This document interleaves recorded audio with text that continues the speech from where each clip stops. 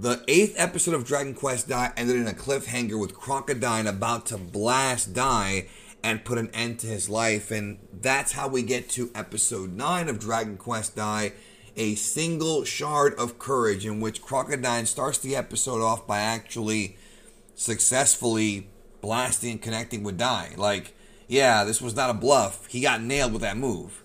And he is injured. The story of this episode was Pops basically having to, well, kind of become a hero for once and not be a coward.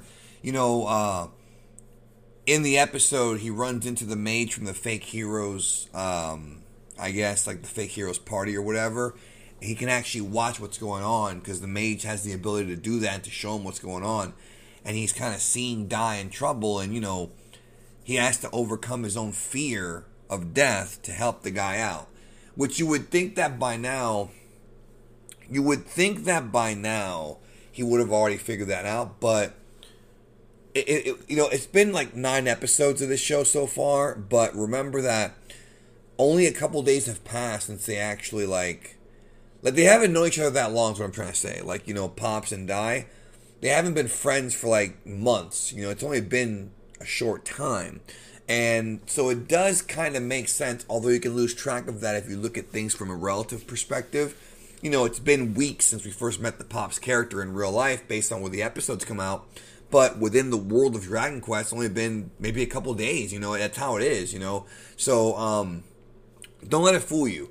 It does make sense that Pops and Dai not be bonded yet as of this episode, or not as strongly as they would be, you know, in the story as it's going on. And it's interesting because they have this sort of sarcastic scene where Pops gets a pep talk from the fake hero's mage, even though it wasn't really his words, and that's kind of what begins to inspire him to get involved. They do have a funny scene too where the mage tells the fake hero, "Oh, don't worry about him, he's trained by Yvonne," and they start freaking out over it. The real hero? And so Pops ends up going to go make the save. So even though the episode's called A Single Shard of Courage, you know, you would think it would build up to that eventual moment when he does kind of snap. But it happens early enough in the episode to where they get to focus on his deeds more than just his emotions, which was a very interesting choice for them to do that, because not a lot of shows would do that. You usually have an episode where it would build up and build up and build up, and then Pops would make the save, you know, make the comeback. But here, they did it early in the episode, and honestly, it's not a bad choice. You know, if you could sum up this episode into one sentence, it would be, you know, stop being a pussy, bro. I mean, that's pretty much the episode in a nutshell. Pops goads Crocodile by threatening him and calling him out a punk, into giving him a one-on-one fight without having Brass get involved. Because remember, Brass has been, you know, turned to evil or whatever. The animation here, there's a shot where they zoom in on Pops' face and his eyes there. It's just absolutely gorgeous. This show continues to impress day by day, week by week, month by month, It's just, when you have an anime and you have a good pre-production schedule and it's planned out well, you can have most of the episodes look incredible. Maybe not every episode, because it's very difficult, if not impossible, to do that when you have a weekly schedule for an anime coming out and it's not seasonal. This is about as good as it's going to get for this generation of anime. This is about as good as it gets when it comes to, like, non-seasonal shows.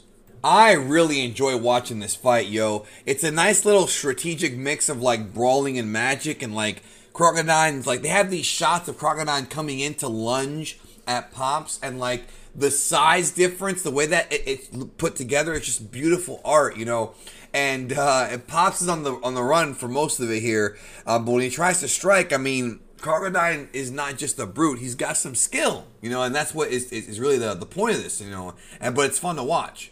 But what happens is Pops gets close enough to Brass to cast the spell of Glimmer, which is supposed to take away all the dark influence and make the evil monster turn good. And he managed to successfully cast the spell, and Brass is no longer under the control of Crocodile, which is great. This was a great sequence. Again, audio-wise, I can't describe to you how beautiful the animation was in this episode. You have to see it to believe it, and I'm hoping most of y'all saw it. And if you haven't seen this show yet, dude, what are you waiting for? This show is amazing.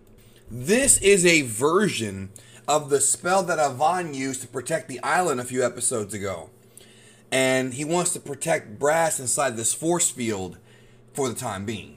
But this also allows Dai to fight freely and as powerfully as he can, because he's going to have to hold back because Brass is no longer on the bad side.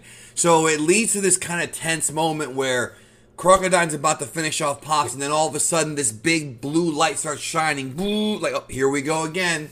Here we go again. And Crocodine's like freaking out. And we have the big comeback of Dai. And damn, like, you know, his secret power that we've been teasing and discussing, which does get revealed later, it has to do with his heritage. His secret power comes out once again.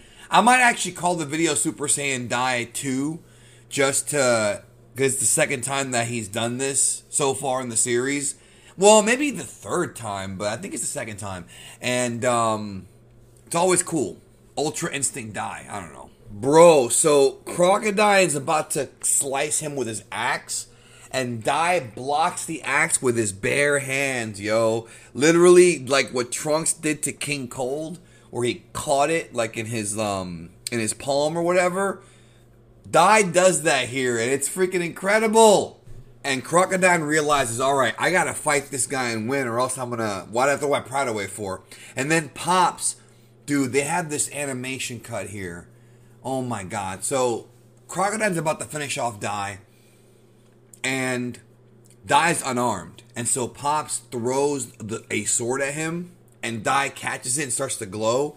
And the shot of him throwing the sword, the way the camera was, like, amazing, dude. This might be, so far, from the beginning of this show, episode 9 might end up being the best animated episode of Dai we've had so far. Definitely the best looking one we've had so far. The art, the animation is incredible. I mean, I can't begin to tell you how good this looks.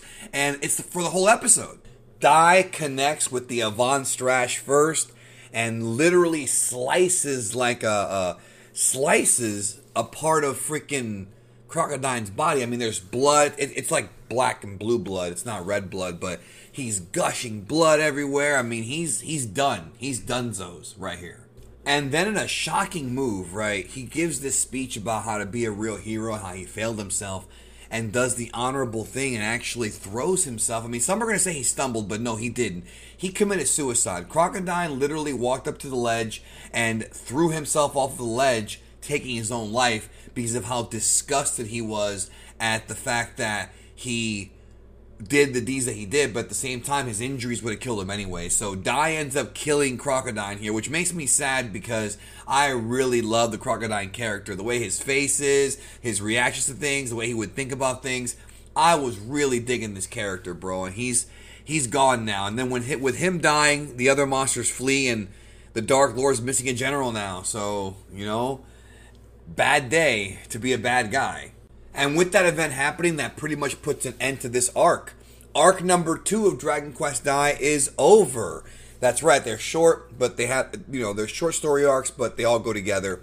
The next arc begins next week. So we're on episode 9 of this anime, and 2 arcs are down, and more is coming. So let's see what happens. Really love this episode. Could have been my favorite episode of this entire show. It probably wasn't. It's probably still episode 2. But this was probably the best looking episode that I've seen of Dragon Quest Dai so far. And the best is yet to come. Thanks again for watching. What did you think about Dragon Quest Dai episode 9? A Single Shard of Courage. And I'll catch you next time.